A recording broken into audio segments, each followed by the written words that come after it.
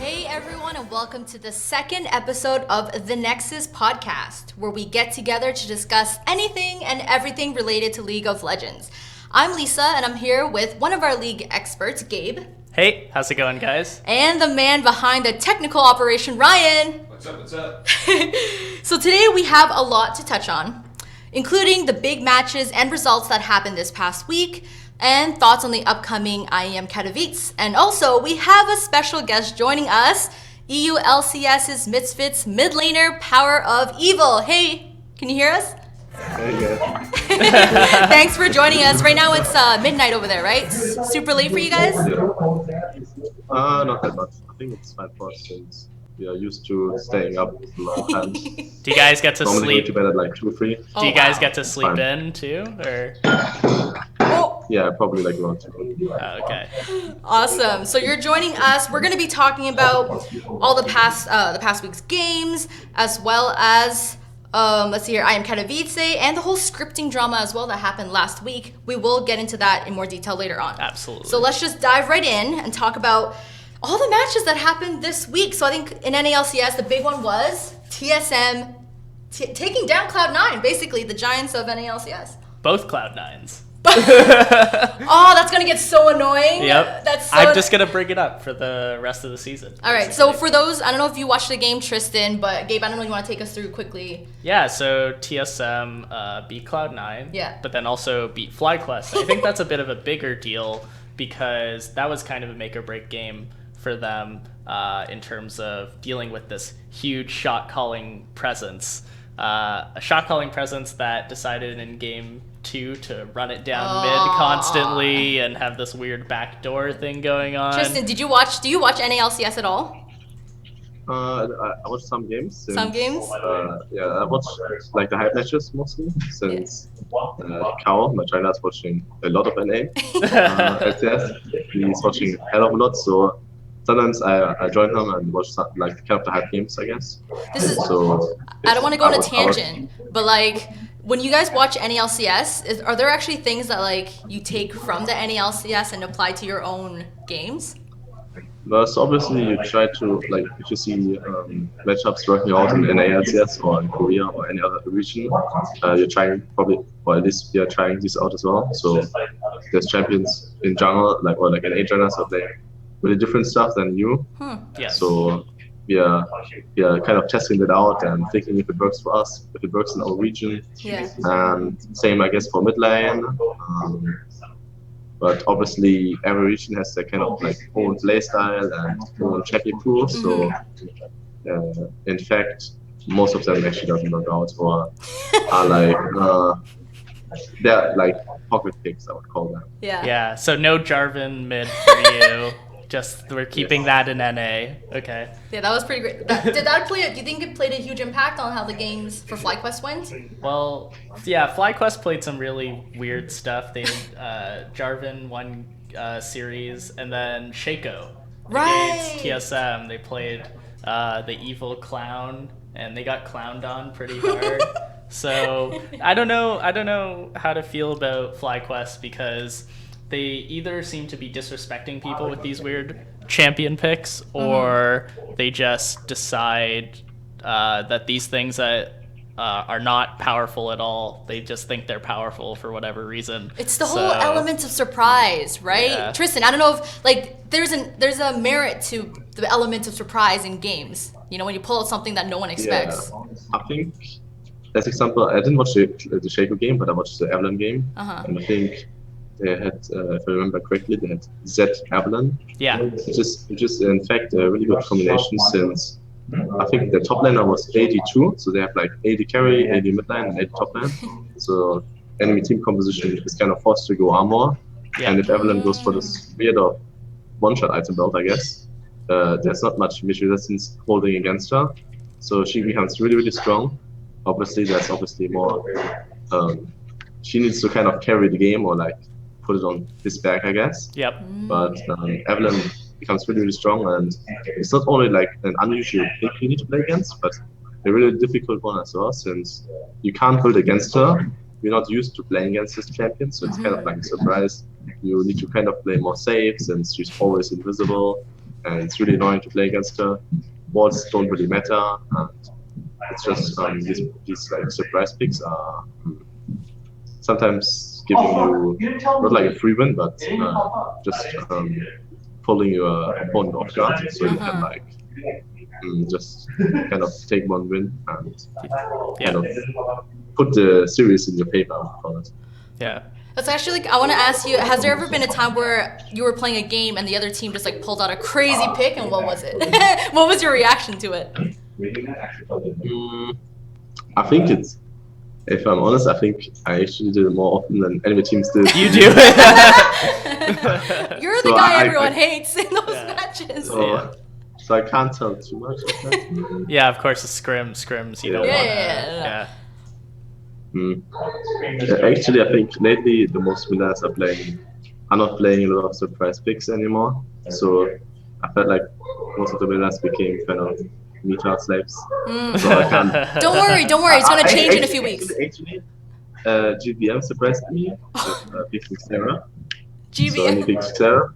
Oh. Oh yeah, he did play Serath in game 3, right? I got kind of.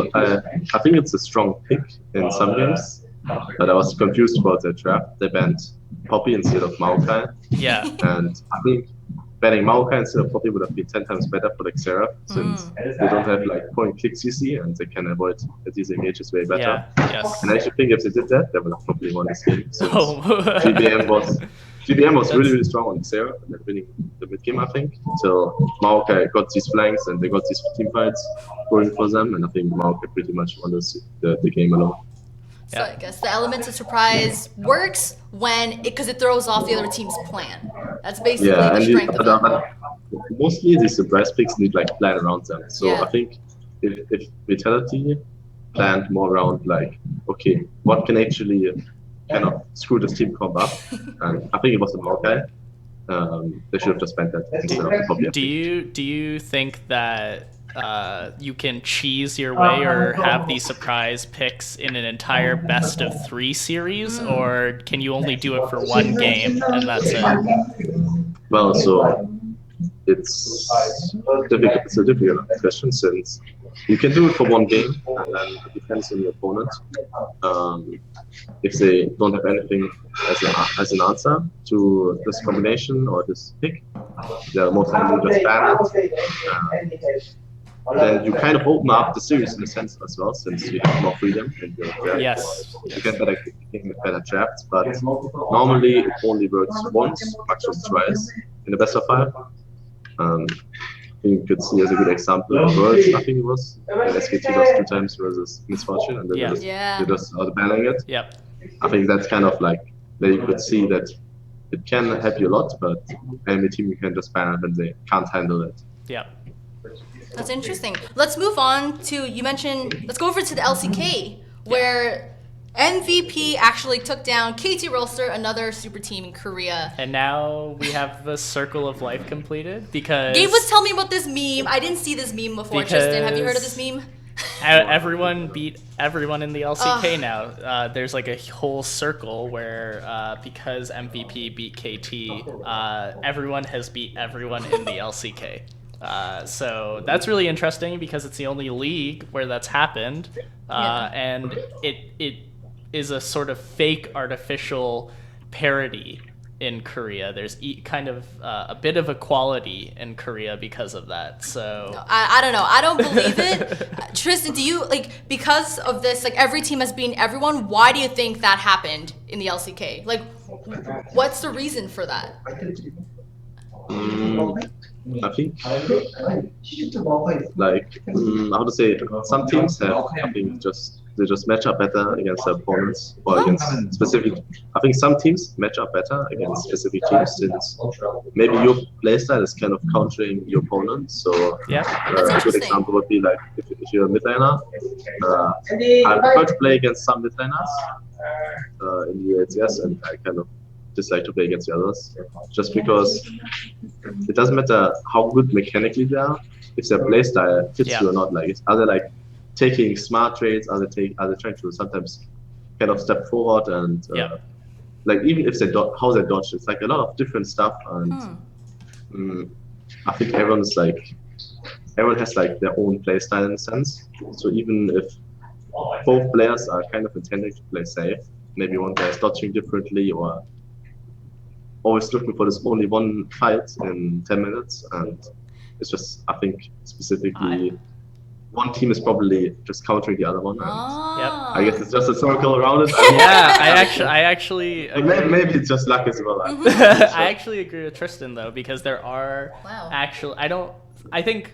disrespect is not a big part of it. Really good. And I know was just Lisa about to does. say, I have this theory that the only reason MVP took down KT is because KT probably wasn't even practicing for MVP. Like, they didn't prepare at all. They're probably looking towards, beating SKT next week. They probably did not prepare at all. So But I don't think that's true. I think I think professional teams take every game seriously. They practice for every game that they can. But I do think that Tristan has a really good point about teams' play styles. MVP has a very specific play style around having a carry top and having a bottom lane that can kind of duke it out, and that's what they did with their Kog'Maw brand lane.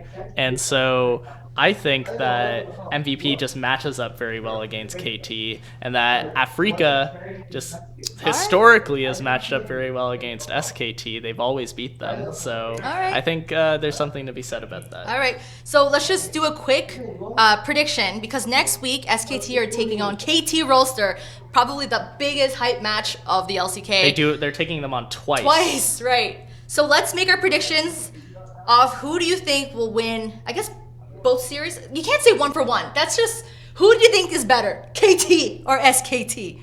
Let's go. Who starts? I don't want to start. I'll start. I think SKT is going to take both series. And I think only one of them, KT, will take a game. And that they'll 2-0 the other one. Oh, wow. Yeah. No faith in KT. No. Wow. Okay, Tristan, do you have thoughts on that? Predictions? I think it's going to be close to the series for sure, but I would give it to SKT as well, since Hun is performing lately really, really good. He's getting so many solo kills at the top level. I think he's playing really good, and I think if SKT gets the lead on him, I think he can carry games by himself. So I think it will be like a 2-1 for SKT, I would say. Wow. See, look, this is a problem, because I was going to say SKT, but because both of you said it, I'm going to put my money on KT. On KT? That's the only reason. I believe in Smeb. No, I'm joking. We should actually put a bet on it. Lisa, let's talk about this. You gotta follow your brain. Honestly, SKT are going to win. Let's be honest. All right. No, you asked for a bet and then you immediately back out of it. No, I was kidding. Come on. Let's talk about the EU LCS quickly. To the fiesta that was UOL versus G2. First off, before we get to that, what? How come you guys threw a perfect game last week? What was that about? Alfari just gave up a kill. It was actually hilarious since in game he was the guy saying, guys, we can perfect game them. Don't die now. You didn't lose a single turret. Don't troll, just go top lane and get turrets, and just he actually said that. I didn't even think about it in the game. So he was actually the man saying, yes, don't troll the game, we can perfect game them. So, like literally 20 seconds later, he's running it down with that. Yeah, that's and while he's jumping, he's like, I don't think I think I'm alone. And everyone is like questioning himself what he's doing there, but like no one was like minding it, or no one was like mad or something. So it was just he just destroyed our perfect game. Yeah, But there'll be other chances, right? So. Yes. I mean, you guys can't throw as bad as UOL And with that backdoor. Yeah, that was absurd. Did you watch that game, Tristan? That was pretty rough. You mean Game of Thrones? Unicorns of Love, Yeah. the second game. Yes. Yeah. Yeah, I watched it. It was really sad. Yeah. Well, I think Unicorns of I think the two main things about that. I think it was a good idea. Yeah. But the problem was the Rise ult was too far away from the Nexus, and then they just got Rumble ulted. And then the second thing is they didn't have Tom Kench ult, so they couldn't do the transportation in two different angles. So that made it a lot harder as well.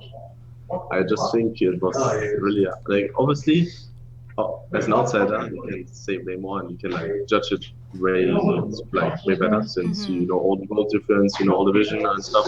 But I think just in general, the display was really unnecessary since they were winning every fight, they were getting barons. They overstayed once and lost a couple of kills, but it didn't really matter since they were winning every fight, they were winning like the whole map. I think they just went 5-man midline, sieged up, and slowly pushed them into the turret. No one could actually handle it down. So and the game was really much free, but they kind of went for this weird montage play where you like pull things in base and just trying to end the game. And the weird thing is that actually really Chachi really actually backdoored it completely alone because he played backdoor perfectly, like ulting people into the fountain and stuff. It was actually perfect to play, but it was just unnecessary. Like they should have done. Yeah, and the Ivern was super fed too. I think Xerxes was deathless as well. And had all of his core items, so he could just keep everyone alive. But then because everyone was so split, they just decided to run it down mid again. Literally. Isn't it in EU that started the whole unlucky meme?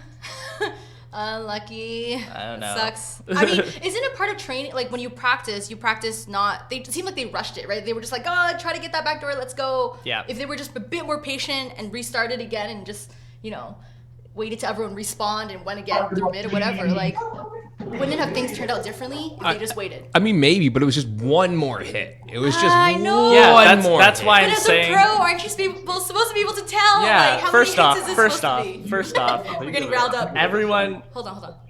I think they were just like kind of confused because they just all died. So maybe they've been thinking about we can't win a fight, which is not true. So maybe that was the reason. But I have no clue. But I think it was just I but think this mistake will not happen in the future. So I don't think they'll do this mistake ever again. Well, we'll see. They're already down after the game. So. We'll see because they are gonna play each other again, literally next week. Let's switch right? gears and just talk about IEM Katowice because we're gonna see them again there facing each other, right? We'll see if they do the same mistake then. That would be the worst. I would doubt this. Yeah. That would be the meme of the year Basically. for EU. Okay, so IEM Katowice is happening, I think, this weekend. It starts this weekend. Gabe, do you want to run? It starts tomorrow. Does it start tomorrow already? It starts tomorrow, apparently. He doesn't even know. So who are the teams that were? Oh. Yeah, I know. Really loud. It seems pretty chaotic over there. Everyone's getting all the energy out of them before they have to go to bed. That's what it is. Getting exhausted for bed. So talking about IEM Katowice, who are the teams that are going? Yeah, so in Group A, Yeah. we have Rox Tigers, very different Rox Tigers from what we know from last year, Yeah. of course. H2K, M19, which is Albus Nox Luna. It's their new organization that they're Lucrit. under. And Hong Kong Esports, who is replacing Edward Gaming, who had alleged visa issues. It's very unclear as to whether they actually had visa issues because the Polish embassy in China explicitly said that they never submitted their visa applications. Oh, EDG got exposed. Yeah, so they got exposed by like a literal government Embassy. embassy, which is hilarious. I mean, okay, we can make fun of EDG for doing what they allegedly did, but is there merit or is it fair for them to have backed out last minute like that? I think if they don't want to go, they don't want to go. Why But would at you the say but that? at the end of the day, they lied about Yeah. the reason why they didn't want to go. If they just said like we don't want to attend this tournament, everyone would be. I mean, like it would suck, but everyone would be okay with that, right? But the way they did it I don't leaves know. a sour taste in everyone's mouths, even more so, I because feel- they tried to pin the blame on other people. If they got away with it, it would have been different. It's only Yeah. because they got caught. Yes. But the thing is that I feel like teams get a lot of negative responses from the community Yeah. when they back out of tournaments. I don't know, Tristan, do you feel that way as well? Well, actually, I only knew about that they didn't get the visas, but I actually didn't know they did it on purpose. Yeah. It was kind of, I guess, leaked or it was revealed. It was revealed that Polish embassy in China tweeted about it because they got so much hate mail about denying the visas of Edward EDG? Gaming. Yeah. That's really weird, but I think I can't tell, obviously, since maybe that's their own reasons, but I think international tournaments are really good for the teams. Yeah. So you can see all the other regions, kind of play styles, you can scrim other regions. So I think there's no really negative points from going to IEM Katowice. I actually think it's an advantage for every team, especially for the 3U teams. I think it's an advantage over every other US team. I have to stop you. Who's singing in the background? Oh yeah, that's Igna. Save those pipes for later. Okay. Yeah. No, but what I want to say was that I think every USS team who goes there has an advantage because they can scrim other LCS teams, they can learn from the other teams, maybe like kind of collect some pocket picks, I would say, and you learn a lot since it's kind of like a boot camp, and I think you learn way faster in the boot camp than you do in the regular split. Plus, you get kind of experience on stage internationally, so I think it's just overall a good thing for teams since you kind of bound as a team together as well. Stronger. Yes, definitely. Having those tropes. Yeah, exactly. So I think it's just positive. So I don't see a reason as a player to not go to a tournament. Yeah. I see what actually you don't. mean. Though, it's like we throw to Cloud9. Cloud9 also backed out. They said that they wanted to focus on practicing for the spring split, right? Yes, That was the reason for backing out. and they had visa issues. Concerns, visa right. concerns. As a part of their issue as well. Yeah. Just going to Group B before we Yeah. kind of touch on that because I have a lot of issues about how NA has treated this tournament. Grant incoming, everyone. Yeah. So But- Group B has yeah. Kongdu Monster from the LCK. I believe they're 9th right now. G2, of course. UOL. So G2 and the Unicorns in the same group, and Flash Wolves from the LMS. Yeah. So this is an interesting group too because you have two of the top teams in Europe essentially because they're What do you the mean? highest Misfits ranked. ain't there? No, I'm joking. Yeah. Were you guys? Did you guys get an invite at all? No, we didn't get invited. I was actually wondering if we maybe get invited because of EDG problems, but we didn't. So. Yeah, I guess- Actually, how did they decide that? I think what it was they didn't want a fourth European team. Yeah, I think it would have been like too many new teams, so I Yeah. think that's the reason. Yeah. But there are 3 EU teams now, 2 LMS teams, 2 Korean teams, and 1 CIS region team. And Lisa, Tristan, there are 0 NA teams. Yeah, okay? I noticed. I just realized. I am so salty about that for many reasons. Why? Okay, get us started. Reason number 1, NA players have complained about the lack of international tournaments for must be going on 2 years now. And at the first opportunity where NA teams have the invitation to go to an international tournament, they decide not to go. Reason number 2, the reason they decide not to go is mostly really dumb because they decide not to go to focus on spring split. Not even summer split when Worlds matters, when Worlds qualification matters, but for spring split, which is the less important of the two. All right, I'm going to stop you right there and challenge that idea. Does spring split not actually matter? I'm sure there's merit to winning spring split, right? Yeah, you go to MSI, you get your points, but you know, his face tells everything. What if you had Tristan, if you had the choice to win spring or summer Okay, split, no, that's different. which would you want to win? No, I totally agree that summer split is way more important, but like the reason just doesn't make sense since you, or at least for me as a player, I don't see it since you learn so much from going there, and it's not like you stop improving for the spring split. So the only really negative thing you can maybe say is that the environment changes a little bit, so maybe some players can clash against each other, but that should normally not happen. And the other thing is maybe you reveal some picks in the tournament, so some spring split teams can see the picks and maybe like prepare for it for the next week. But doesn't that not matter because of the meta changing? I don't think it matters since the playoffs patch will be on a completely other patch anyway, I think. Yeah. So there will be at least one patch before playoffs starts. So I think that's one of the reasons why it doesn't matter. And the other thing is, it's not only that you reveal some picks, but you learn a lot of picks as well. Since you play other regions, you scream other regions. So I think you don't only reveal them, but you actually learn them as well. So I think. You know what? It just I think that's a real reason. It might be such a shallow reason, but maybe it's just the travel. Because to be fair, traveling does take a lot of time and money. Like, I get that. If you travel across the world, for any teams at least, it is across the world. Whereas for you teams, it's literally, a couple of hours away?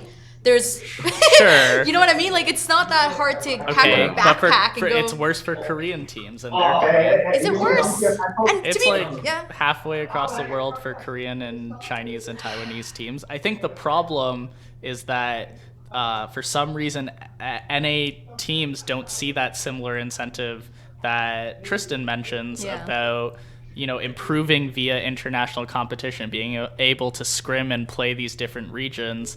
And again, we all agree that spring split is not as important. Yes. So why not use that week off, that recovery week, whatever, to actually go and improve? If NA teams are committed to improving, and committed to international competition that they've been asking for all these years, why don't they choose to go to this, right? Even FlyQuest had the opportunity to go to this. Think about the experience that their younger players could have had doing this, and their coaching staff could have had doing this. And I'm sure teams like Misfits, who are also new to the LCS, would jump at the opportunity to go to Katowice because it is international competition, and it's a way to learn a lot of stuff from a lot of other really good teams. Like these other teams attending are still really good. Albus Nox Luna is a world's quarterfinalist that no one expected, right? True. So I don't know. I just think it's absurd for NA teams to be like, we want these international tournaments. Oh yeah, but we're not gonna go. Yeah, I'm gonna throw out maybe one more possible idea. Is that maybe with the whole changes to Worlds and MSI and how they're so much longer, we have spring split now, we have summer split now, MSI, that perhaps they just want the week off. Is it really horrible to take a week off and not go to this tournament? Yeah? Tristan, do you guys, when you're not going to this tournament, are you just gonna have like a vacation? Is that an EU vacation? We had as exclusive IEM Katowice tournament. We had a 2-day vacation on I think Saturday and Sunday. Okay. So we started from Monday again with scrims, and we kind of used this time, I guess, to just practice. I don't think it's good to kind of get out of the routine. I think it would only be worth it if you could go to the tournament and you can boot camp. But I think taking a week off is not helpful since too much. Kind of you go out of your kind of team environment. Yes. Your learning experience as a team. So the longer you take breaks in between splits or in between the tournaments or playoffs, I think it doesn't help you. So I think it's kind of, you should play, and then after whatever you achieve or pay to achieve, you can take your vacation, I guess. So. Yeah. All right. Well, It is as it is. So let's just keep our anger to ourselves right now. Gabe, control yourself, and let's choose a winner for this tournament, as if we get to choose. I mean, like, let's predict who will win this one. Who are you cheering for to win this tournament? I feel like, well, Tristan, I feel like we already know who he's gonna cheer for. Really? EU Pride, let's go. Who do I cheer? I don't know. I don't know. What do you? Lisa, do you know more than him about his choice? I'm sorry for assuming. All right. Well, okay. You guys can each say who. Gabe? Why don't you go first? Gabe. Who do you think's gonna win? I think that the Rocks Tigers will win this tournament. What? Really? Why? I think the Rocks Tigers have recently shown themselves to be a very strong team. Their series against BBQ Olivers, the fried chicken team. Say it proudly. BBQ Olivers. Yes. No, they looked really good, especially in that game 3. And I think that this is a really good meta for them because Shy can play tanks and Mickey can play Zed. Wow. If they let him. So I am looking forward. That's my dark horse. And I do love Korea a lot. So what you're telling me is that you actually put a lot of thought into this. I don't want to bet against Korea too much, but if I did want to have like a hard favorite, it would be G2. Really? Yes. Okay, fair enough. Now, Tristan, who are you cheering for? I think probably also from the new teams, I can say I obviously cheer for IEM Katowice since it's my old team. Nice. Yeah, that's actually. He's purposely choosing the obscure teams. He said it's his old team. Yeah, that's Unicorn's pride. I appreciate All that. right.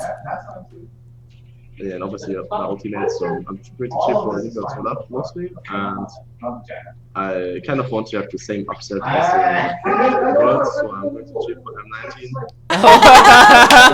It's just always fun that like the team really, or like the teams and players, just like everyone just kind of decimates you, and you kind of show everyone that you should be good, or you can actually take games from other teams. So it's just always fun and really exciting to see these teams. Like these teams don't have anything to lose, so they're more fun to watch. They try more risk, they try more picks, they try more cheese, and it's just really exciting games, or really fun games. Yeah, that's true. And Licrit. Yeah, fun picks, fun strategies. Yeah, absolutely. Yeah. He was always fun to watch. You're just a fan of upsets. That's teams that cause upsets. Nice. I'm into it. All right. So that's it for IEM Katowice. Let's talk about Misfits because there's a lot of. We're very curious about the team. First off, I really like watching you guys. Okay, stop buttering them up. Relax. No, I really like watching you guys, and I also really like all the social media strategy stuff that Misfits is doing. It's pretty contemporary and revolutionary for like both your play and all your social media stuff. But I kind of want to know, just starting right off the bat with you, Tristan, when you were like trying out for other teams or moving around to see what EU teams were interested in you, what was it about Misfits that appealed to you compared to other teams when you decided to join them? So I think the biggest change for me was that everyone and Misfits, they were just all really nice guys. As we hear them yelling in the background. They gave me a warm welcome when I was trying out for like in Korea actually. They kind of picked me up at the airport, and then it's the first day, and everyone was like kind of like really nice to me, and schools were going really good, and it was the first time I actually played with Koreans. No, actually the second time I played with Koreans. Okay. So, and I think Koreans' work ethic and attitude is really, really good. They're really professionals. That's good. Between the players, I think they're not really. I actually didn't really see a Korean guy who was really arrogant or something. So that's just like a you thing, I think, and which is really unhelpful. So in this team, I think everyone respects everyone, and everyone knows what the other guy can achieve and what his potential is, and that if you kind of enable him, he can do his best and he can perform as one of the best in LCS. So I think that's probably one of the most important things, that everyone respects the other teammate, and that we're kind of friends. I wouldn't call myself friends with everyone on the team, and I guess the other ones would say the same. So you're having fun together, and I think that's incredibly important. Yeah, not definitely. only to learn more, like the more fun you have, I think the faster you can learn, the better you play in game, the better you solve problems. Like in our first weeks when we did not that successful Barons. So I think it just helps a lot if you're friends with your teammates, and if you're but you should be friends in a way that you can still tell your teammate what you maybe should improve for the next game. Yes. Or stuff. But it's still good to be friends, because you can actually say what you're having about, knowing that the guy would maybe get mad, or he would be like, just have like, there's no like bad blood between us. So I think that's really important. So being friendly enough to give constructive criticism, and being able to like give that criticism, and at the end of the day still like share a beer or whatever. Exactly. Yeah. I kind of wanted to know, like, we're getting a taste of it now a little bit, but what is like the team environment like? Do you guys hang out outside of practice? What do you guys like to do together? So in Korea we did this. I did it for the first time in my life. It's called lock room, I think. What is that? What's it called? Lock room, or something. You get like locked up in a room. Oh, escape room. Escape room. Escape room. Escape room. Locked up room. Locked up room. I was like, did you get kidnapped? Like, what? Locked. It's like a prank. They locked you up. It's a game. It was part of the initiation. Escape room.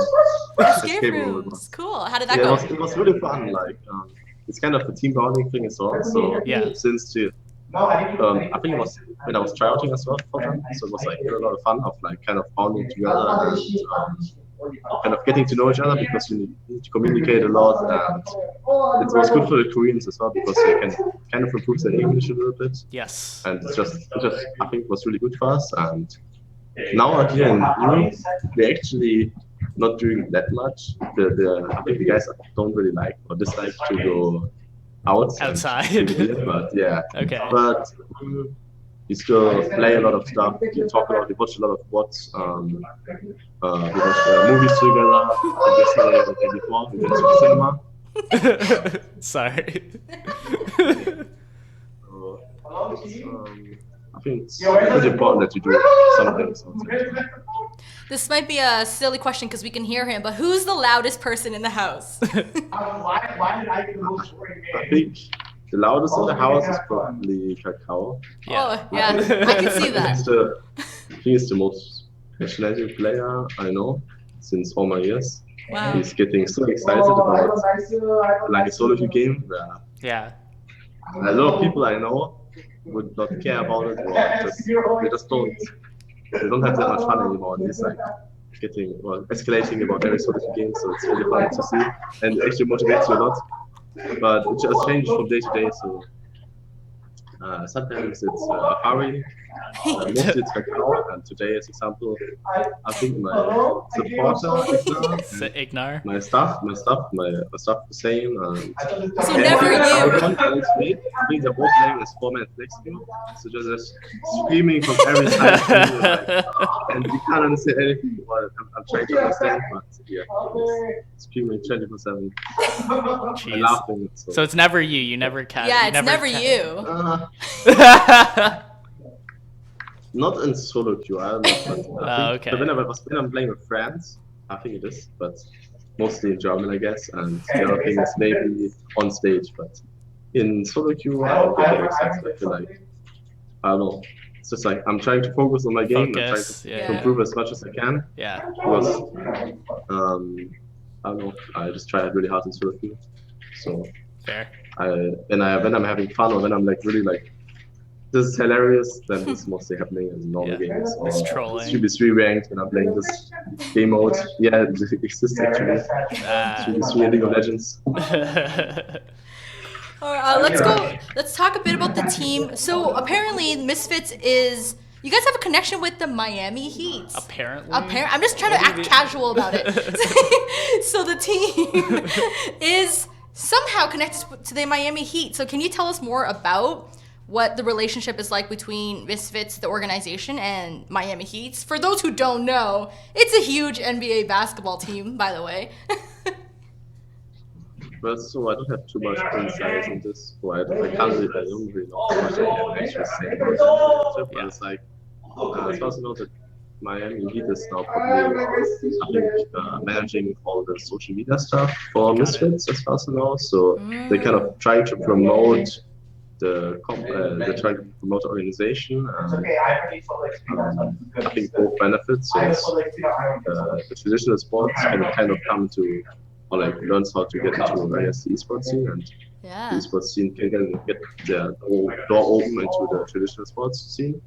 So I think that's pretty much it. We as a player didn't really experience a lot from this relationship yet. Yeah. But maybe in the future, I can't tell yet. So at the moment, the partnership with the Miami Heat, you guys haven't really seen much on your end of how like it hasn't affected the team that much yet, right? Like they haven't sent like basketballs, is that what you're saying? No, I'm just wondering if that connection maybe has brought in anything from the sports side to help you guys, such as like maybe sports psychologists or coaches or one-time events or anything like that. Maybe in the future. Right now, do you watch basketball? Do you follow the NBA at all? I play soccer, football. He said soccer instead of football. Hey, wow. It's what we're familiar with. I know. He did it for us. Yeah, I play soccer and tennis. What's a little bit of I watch a little bit of ice hockey, but I don't play. Oh. What's your team? What's your soccer team? Who do you support? So in the World Championship, I always support Germany. Germany. But club soccer. What about club soccer? I liked Dortmund. Okay. Yeah. Good team. Yeah, very good. Dortmund's very good. Yeah. Yeah, I like them. They're no Miami Heat. No, they're actually way more popular, actually. I'm just thinking it would be really cool, like Miami Heat could like offer the Misfits to come to NA, watch a game. Like, wouldn't that be something? Wouldn't you guys be down to do that? No, actually don't. Right? That'd be really sick. But I need to learn the rules before. The rule. Yeah. The ball goes into the net, and we're good. That's it. Yeah. You don't need to know anything else. Yeah. Now Misfits is doing really well in their debut season. Very well in the EULCS. Very impressive. So, you know what do you think is the reason for the success of the team so far? Yeah, what's working? Well, I think it's pretty much everything what I said before, in a sense. I can just phrase it differently, but it's like, I think it does work as a team, since everyone has fun, everyone's improving, everyone wants to play with each other. The power of friendship. It's like an anime. I think this is pretty much everything, since if you have fun playing with each other, you want to play more, yes. you want to play better, you want to improve more, and the more success you have, or the better your CS games go, the more feedback or the better feedback you get, the more motivating it is, I guess. So I think everyone's just really, especially I would say, another reason as well, that we are kind of mixed up between, I guess, me and Kakao being now the veterans, having two, I would call them rookies, that's the DP Misfits and CS.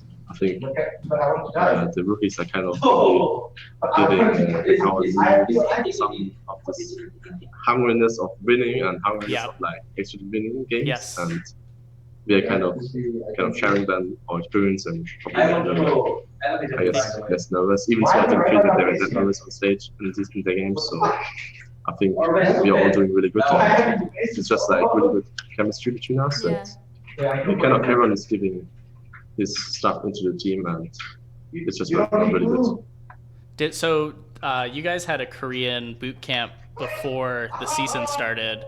I'm assuming all these good vibes have come from that camp From and Locked Room. the success from Lock Room, the success of that camp. I just wanted to know what was the average boot camp day like? So. You came really quiet. I didn't What was the average boot camp day like for you? So when you go The average boot boot camp day. yeah, when you go boot camping in another region, what is the average day like? Is there a lot of exploring that region in between scrim blocks?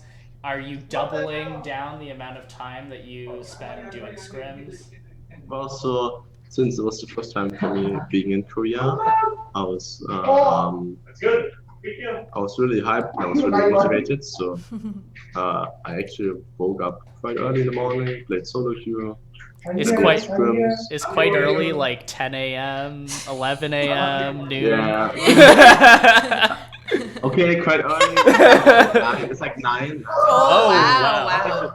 It's for a gamer. I would call it early, but maybe for more people it's not a gamer because, so wake up at like 9, but scrims are like mostly at 1 or 2. I think it's quite early, and now it was like swimming solo queue because it was the first time I could play besides American in NA.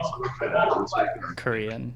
Yeah. So that was really fun. And it was actually a really fun experience because you can't understand the chat, so you don't know if you get flamed or not. Yeah, we've heard that.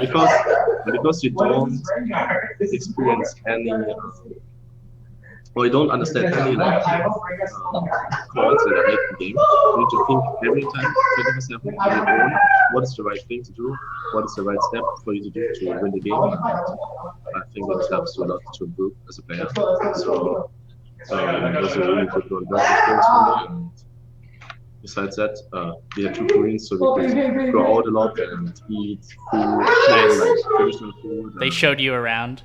Locked room. That's the only thing I'm going to get out of this whole conversation. Locked room. I'm sorry. Got some good KBBQ. That sounds fun. Yeah. Like been shopping a little bit, so it was not like much of sightseeing, but I think it was. I mean, it's a boot camp after all. Of course, Yeah. shopping, free barbecue. Yeah.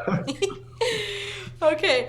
Well, let's just move on to our final topic, which is a very interesting one. I don't know if you heard. I think it was all over Reddit. So Tristan, the whole. We're not sure if you're much of a Redditor. Yeah, I'm not sure if you're much of a Redditor, but you know, who isn't in esports? But so the whole scripting drama. I don't know if you want to go over it. Sure. So essentially, there's a popular streamer in North America named Gosu. And he was accused of scripting on his stream because there was this weird interaction where he had sidestepped a Caitlyn trap with like perfect accuracy. Oh, by the way, he's like a one-trick vein, right? Like that's his thing. He's Yeah. a one-trick vein. Oh, you know him. I just wanted to make sure. I actually know him, and actually saw the. You saw the video, right? Yeah. No, I saw the video as well, and was kind of disappointed. I know the community is like, how to say it, it's just really sad that people are like making up conclusions or Yes. saying facts that are not even true. So Yeah.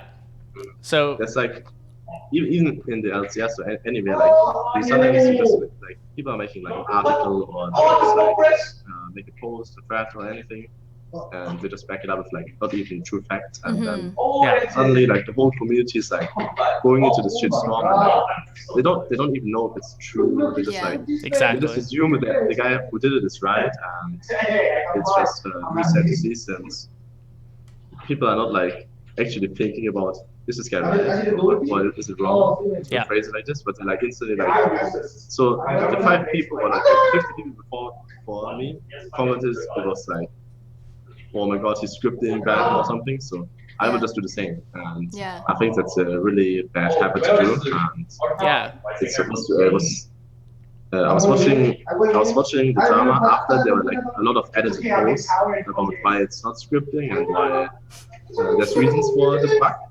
So I could instantly like see the whole thread without kind of going into it and then only seeing the and all the shit songs.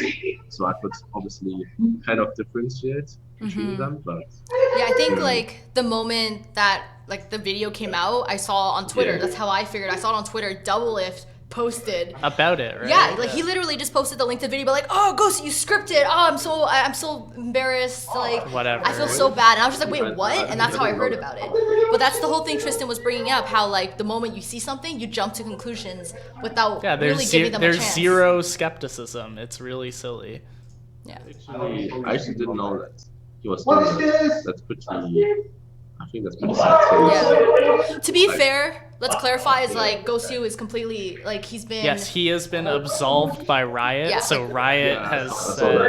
Yeah. So, but it brings up an interesting question about scripting and it being kind of a big issue in high elo in particular. I know, especially in EU West and Korea, there are huge problems with scripting, right? And I'm sure you've encountered it a couple times. Could you tell us a little bit about your experiences maybe facing scripters or being on a team with a scripter? Has that happened to you before? He's like, can I talk? He's Ignore, like, log out. Quickly. Maybe he's like, can I talk about this? I'm like asking, Igna. Why are you asking Ignore? It's only Igna today. I don't know. Oh, okay. He's just jealous that he's not getting Tell interviewed him that if he right wants now. to talk to us, he can talk to us next time. Absolutely. Okay. We need to hurry up. The volume's down. So Okay, now okay. we have the chance. Yeah. Got it. About scripting in high elo. Well, my experience with it is that mostly, I don't know, for some reason it's mostly Xerath. Or before it was Cassiopeia. It used to be Kog'Maw, right? There used to be a lot of Kog'Maws. Yeah, Kog'Maw, Cassio, I think. Why is it specific champions? Because the way the scripts work Yeah. is that they're either like dodging skill shots or attack moving with perfect precision. So it and works better throwing... with certain champions, Yes. is what you're saying. Yes. Okay. There was, Sorry, I like, don't know anything about Cassiopeia scripting. scripts.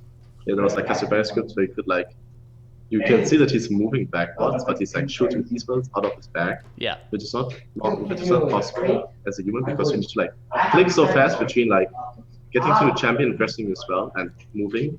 There's like 0.001 seconds, so she's not even turning around. So you can actually see that she's scripting. But my experience with it is that when in solo queue on high elo, I feel like the scripters are not really smart. So the decision making is really bad, and you can punish it by that. And you just play champions, or I just play champions that have like point click stuff. So what's really good against Xerath mid lane, I just pick Katarina, and because the guy is like, let's say maybe Diamond or Platinum elo normally, about scripts, then I would still win against him just because his decision making, when does he go to side lane, when does he look for kills, let him place check into your brush and stuff like this. You can still punish, you can still win against these players, but obviously if you are like the same skill level as this player and then you play against him with his scripts, you normally don't have a chance, and it's really annoying since especially for AD carries, if you come into late game and enemy Xerath has scripts, he's going to press ultimate and he's going to hit you 3 times in a row. Yeah. Pretty much dead. So it's like sometimes it's really annoying. But you can't really do much about it. It's just that you can't like instantly ban or something. Well, they need to check it for such a long time. Obviously, I don't have much insight on how they will check it or stuff like this. But like Xerath scripters like wait for like weeks, and he's coming into the game like every 5th, 6th game, and he's scripting, and 9 or 10 people in the game are reporting him, but he's actually unbanned for like a few weeks because we have to check all the things. And they frequently don't get banned very quickly. I was gonna say, are the rules like really strict on scripting? Is there like a process? Yeah, they have a way to catch them, but they don't really do it as often. I agree that you should not like punish someone if he's actually not like scripting. But that's just examples where it's so clear and there's like valid threats, and a lot of pro players tweeting about it, and it still takes a long time. So that's kind of annoying. Yeah. So wait, if you're a pro player and you don't script, like if you like, is there any reason to use a script? Like, is there? No. Well, there are. Okay, so there are reasons, but not if you want to be a pro player. What if? Okay, this might be a weird. Maybe to get a challenger ticket. Yeah. Wow. No. Okay. Here's a medallion, even. Yeah. This might be a weird question, but like, if you're practicing in the pro scene, and can't you use scripts within the team to practice, like against? Like, I know you might not be able to. So I think what Lisa. Our script partner is playing with script. So. No, I think what Lisa's trying to ask is, like, does facing scripters help you in any way, like as a practice environment for you? Like, is it good practice for you to face a scripter? Like my experience, it makes two things happen. One is really frustration. You're losing to a guy who's actually not that good at you. Yeah. And he's kind of like cheating pretty much. Yep. But it's a really satisfying feeling as well if you win against them, because you just won against someone who was cheating and you still won and you still beat them. So like you beat someone who's literally perfect at like dodging and everything. Yeah. I guess as it just feels really good. So it's like pretty much either frustration, I think, or satisfaction. I have a follow-up to that. So it may not, it's like 50-50 on whether it's good or not as a practice tool. Is scripting such a problem that it makes it difficult for pro teams to scout up-and-coming players because the ladder may be full of people who are scripting? I don't think it's really a few people scripting, so I don't think it's a lot of, at least in me, it's not many people scripting, so I don't think there's any issue finding solo queue players who are actually good or finding solo queue players who are looking for teams, so I don't think it's an issue.